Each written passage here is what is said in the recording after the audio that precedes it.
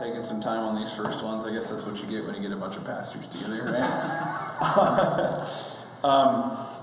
Derek, I'm going to jump to you for this one. Someone sent in a really long message. I'm not going to quote the whole entire thing. I'm just going to narrow it down here. The person was speaking against bringing in refugees or immigrants into the country. And they basically said, we can't even take care of the people that are already in the United States of America. So why should we take more in? How do you respond to something like that? That is definitely a tension that we feel, right? And you can see that just going down the streets. I think of going down Minneapolis. Not just in Minneapolis, just go down 94 and get off on an exit ramp, and you see people with signs that are hurting and need food and all that kind of stuff. So, I think where I struggle with the question a little bit is saying, hey, we're so irresponsible. Don't send more on our plate because we will just fail even worse. I mean, it's almost like to some degree, it almost reminds me that we're just not going to do it.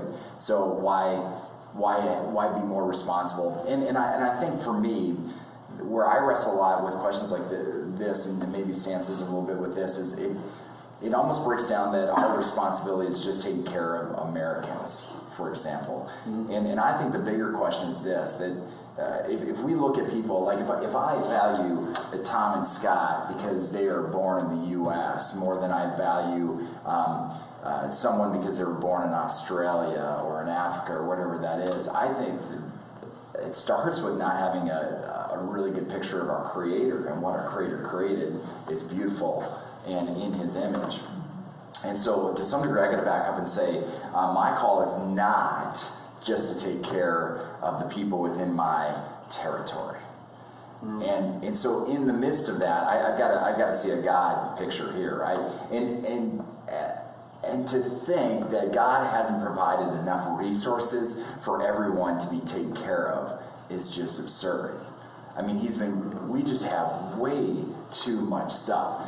And so I think the personal challenge that we have to do in this is this. I mean, we're sitting in a country that's in the top 10%, even higher than that, right? I mean, we have so much resource, and we don't even know what to do with it, and yet we feel like we're under-resourced. We're not under-resourced. We're just we're pride-filled. We love the lifestyle that we have, and we're just unwilling to take care of the people that God has brought to us to even take care of. And so, first of all, I just think we're irresponsible. I'm glad he's answering this. Well, and I mean it from this standpoint. I don't think it's one person. I think we all are. I am. I fight this all the time. And Chris and I have a lot of conversations. What does this look like when we live out the way God's called us to live out with the resources God is blessed us tremendously in not just this community, but in our state and the lives that we have. And we keep way too much for ourselves.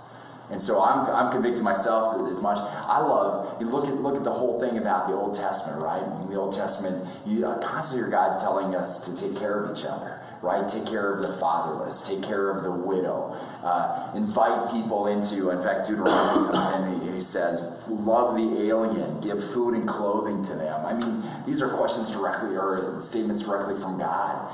I think about the disciples when he would send them out to all over the place, right? He said, okay, hey, basically, here's what. Your whole livelihood is going to be living off of other people. You're going to go into their place, and it is the church's job to take care of you as you have your mission to spread the gospel. And you go into that place, and they experience this all the time. They get to that place, right? And sometimes they say, we don't want you here. He said, well, just shake your sandals. Shake your sandals and go to some place that's going to take care of you. But the way the gospel spread was they would go into all these places and they would embrace them. They would take care of them. They shared their resources together. And sometimes they would give their resources and say, okay, now go back to that place because they don't have resources. And so here's some resources so they have that. And I think that's what happens when the world sees the church being what God has called the church to be, which is take care of whoever, because all were created in His image. Then you see movement. gospel move in a powerful way. Maybe another thing that's interesting too is a lot of them were sent out of Antioch, which is in Syria.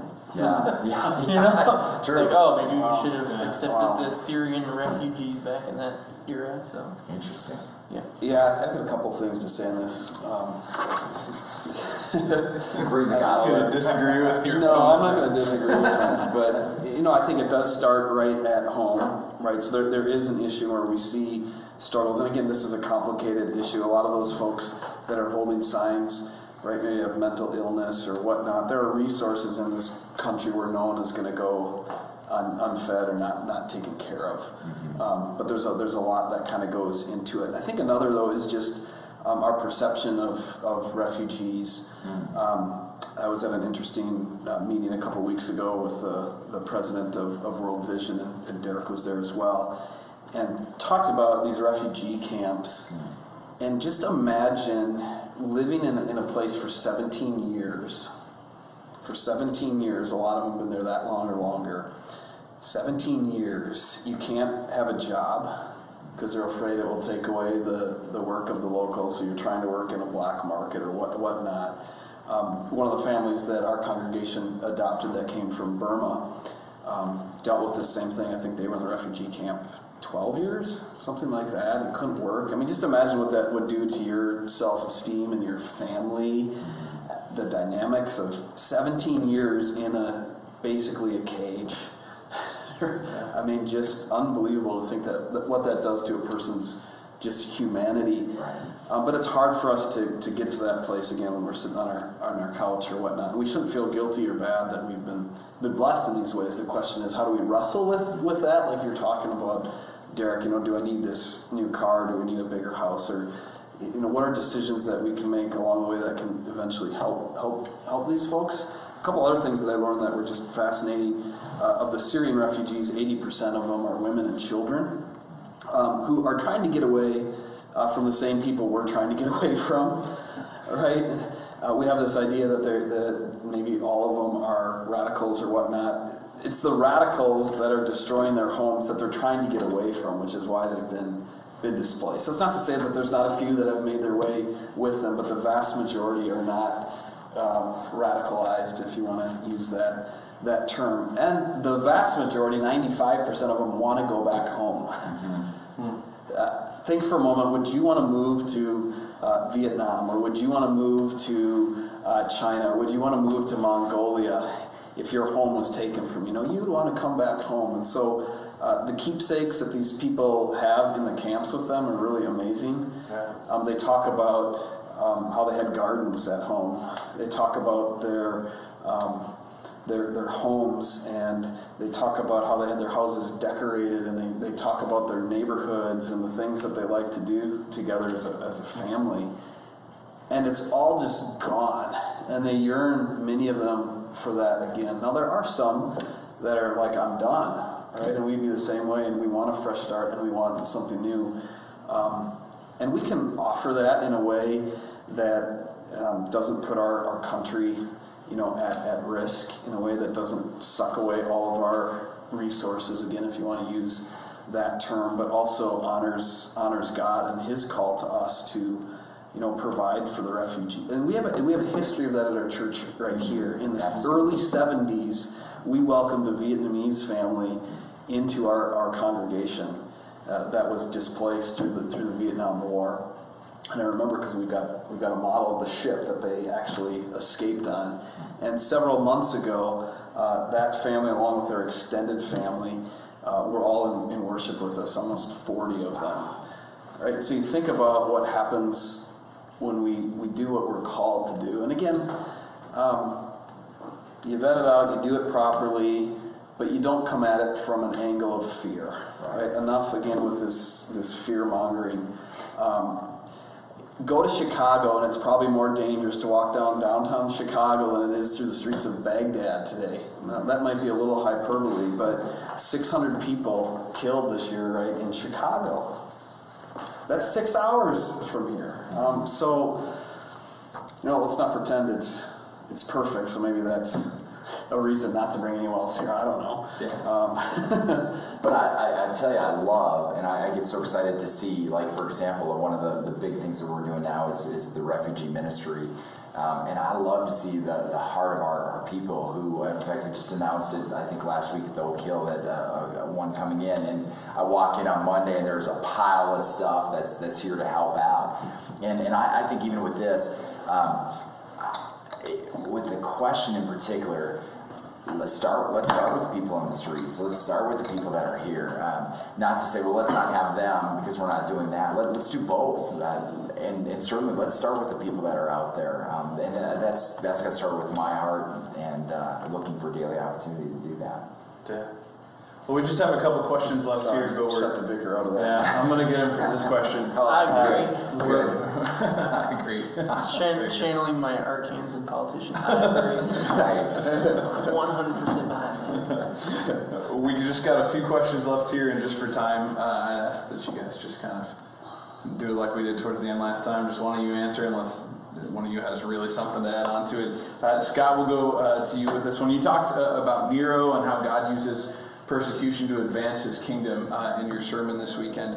But someone was asking this question: if we submit to our leaders, and yeah, we're supposed to submit to them and pray for them, but Scott, you mentioned emphasizing submit to the leaders. And so if laws are made to persecute Christians, does that mean that Christians should no longer submit to that form of earthly authority? Rather, they should be submitting to God. This person said, if a leader is against what you believe, there are probably laws against it. So in this case, is it still submitting, or is it accepting what the leaders say and not fighting them, rather humbly and firmly standing in your faith while under attack?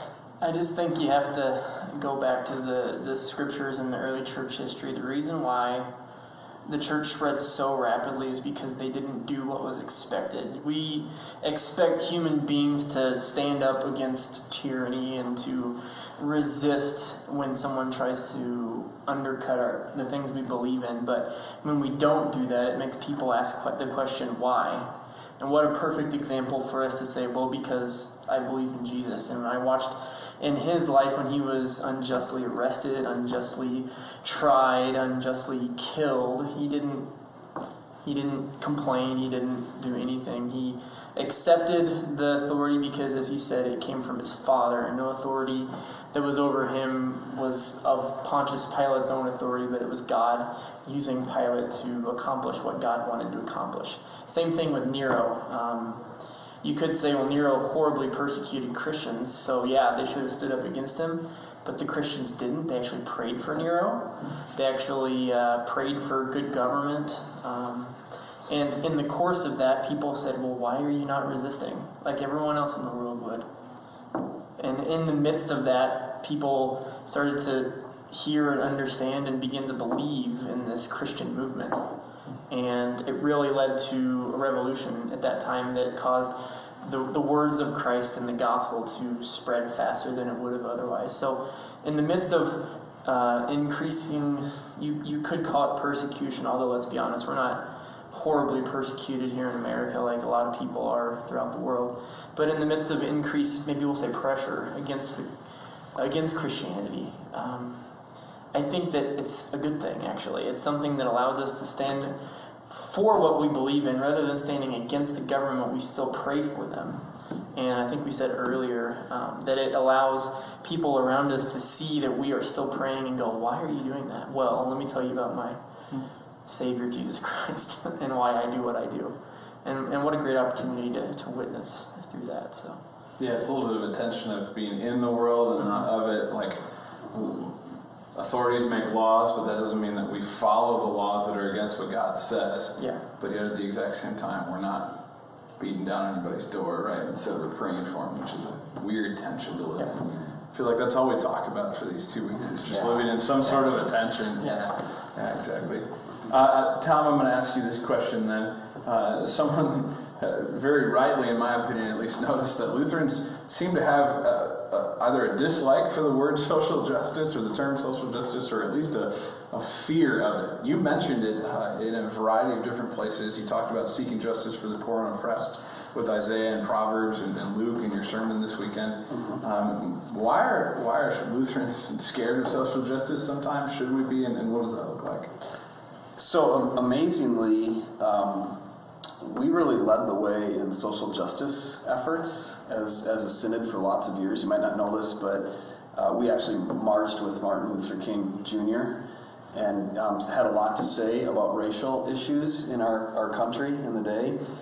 And something happened when there was a division, when the ELCA split off. Not to disparage the ELCA, but they really came to focus on social justice ministries, and I think they hijacked sort of what that actually means, and what they meant by that or mean by that often is we do social justice ministry but sort of divorce it from the gospel. And so we're going to love people and take care of people and feed people and clothe people, which is all really good, but we don't want to offend anyone, so we're also not going to talk about Jesus as we do those things, because we don't want to make anyone uncomfortable or upset. What I see in Scripture is it's a both and, it's not an either or. And I wish we could recapture this idea of social justice, I don't know if you like that term or not, but in such a way that doesn't divorce it from really the power behind why we do it, which is the gospel of Jesus, who changes lives. And so I think that's probably why we're scared of it. Works, anything works, right? We're afraid we'll think, well, then maybe we're saved because we've done enough good stuff and it wasn't all by grace. And so sometimes we tend to throw the baby out with the bathwater, and we forget, no, that there's good stuff in feeding people, there's good stuff in clothing people, there's good stuff in seeking justice for the poor and oppressed. But let's just not forget why we do that. It's the power of the gospel that moves us and motivates us to do those things. Yeah, that's great. Just one last question, then I'm going to have you guys all just briefly answer the last question. That's what we're going to do. But Derek, this one, I love this question. Actually, it shows someone is really thinking about this topic. It's actually a school teacher in a public school setting that texted in this question. And they said, as a teacher, what is my Christian responsibility while teaching in public schools? Oh, it's so good. And I'm gonna think about this question through my son and daughter and daughters who are in the public school system right now. Here's what I want, what I'd love to see them do, and I'm sure that they're doing, is to love the kids, to love them with the love of Jesus, to be the best teachers they can possibly be. Watching what's going on in their lives, to look for moments to pick kids up when they're having a really bad day, look for ways to encourage the gifts that they've got, to do the best that they can with not only God's given gifts that He's given them, but to lift those other gifts up that God's given those kids, to lift them up and encourage them to do that. We are so blessed. We come home and listen to our kids who talk about the teachers and what they're doing, and I think, because I know it's incredibly tricky today, because I know there are many teachers who've been in trouble because of some of the stances they've taken, and they've gone a little further than they should be on both sides of the way, and so I know it's a tricky place, which means we should be praying for our school teachers in situations like this.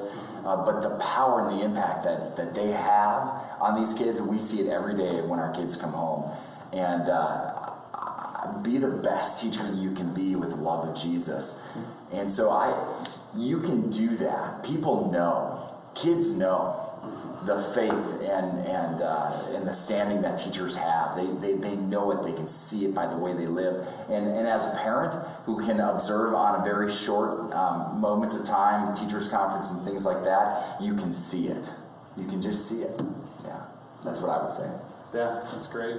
Good advice for that one. Just kind of combining a bunch of questions that people asked, I'm going to have you guys each just give me two really short statements. One, simply as we're just a couple weeks now away from the election, but also realizing that we're going to be looking forward to future elections and thinking about our politics and our faith in the future. It doesn't just end here. But just two things from you. Scott, we'll start with you. One, how do we as Christians break the cycle of being manipulated by both parties into whether it be fear or whatever that kind of negative thinking is. So how do we stand firm in our faith? And then also, what's one thing that we can do to help others who are fearing about this election, whether they're Christian or not? I think the answers are kind of both. We just turn to God as our ultimate authority. When you're looking at how do we stop manipulation by the parties, don't care about it. I mean, it's important because it affects our lives, but it doesn't affect our salvation, our eternal life, or our ability to serve our neighbor. And that truly is what's important. So if we live our lives as Christians, it doesn't really matter that we're being manipulated by politicians. And what was the second question again? How do we help those who are afraid with the election? So help those who are afraid by reminding them that God is in control. I mean, that's pretty much as simple as that. Yeah. Tom? Same two questions? Yeah, just brief statements on both. I was gearing up for Yeah, I think one, be a good citizen, right? So that helps you to know what's going on. The challenge is, right, where do we get all our opinions from? We get all our opinions from the news. And the news's opinions are all opinions, and they all slant one way or the other. So one of the challenges is to how do you ever know what's true and what's manipulation and what's not being spun? It seems like they can have the same number about our national debt. I just saw a couple of graphs on this, and one was from a Trump supporter talking about how during Obama's presidency it's gotten as big as it ever has, and then I saw another graph that said that our national deficit this last year was as small as it's ever been. So I guess we're losing money not at as fast of a rate as we had been before. And I look at it and I don't know what to believe, right? But I know one's from Fox News and one's from MSNBC, right? And so you can guess which is with which graph. And so I think in the midst of that, you might never know, but do your duty as a citizen to be informed of the issues and do your best to try to sift your way through it. But spend more time reading your Bible than trying to sift your way through it. And then secondly, again, the fear issue. Go back to whose we are. That's one thing I never sensed out of the apostles in the book of Acts was there was never fear. And they're getting beaten up and lashed and killed and hung upside down. When you have the power of Christ living in you, There is no fear. yeah, perfect love drives out fear. All right, bring it home, Derek. All right, I'll try to be real simple on this. I think the first thing, and I'll go off a little bit what these two said. I think the first thing is we talked a lot about next step, right? Discipleship. And I think one of the things that really came out of this series for me is the importance of taking the next step. So a lot of us say voting is it, right? I think there's a next step to say, hey, let's get more involved. A lot of people watch the news. There's a next step. Let's make sure that we go down to New Life Family Centers and volunteer and to be a part of the solution. Because frankly, I have way more hope in people getting involved and loving their neighbors than I do from any political party at any election at any time. So that would be that one. The second one would be this. I remember it was, I can't remember the book, but they talked about when people get into fear, the best question sometimes to ask is, what's the worst that could happen? And I thought about that a lot in this election is what is the worst thing that could happen if either of them run, or if either of them get into the thing. And I've had a little fun with that kind of a thing. And then I started thinking about really what's the worst thing that can happen. And I think right now, the worst thing that could happen is I've got two neighbors who don't know Jesus. Mm-hmm. And the worst thing that could happen is not for me, but if Jesus were to come back within this 4-year cycle, the worst thing that could happen is that they don't know Jesus. And to me, then it takes my mind off of a lot more off of the urgency of the politics and this election, and it takes it to the urgency of our true discipleship gospel, our true discipleship mission, and that is to bring the gospel to all nations. Preach. All right. Thanks, guys, for your roundtable discussions on this. Thank you guys for watching all the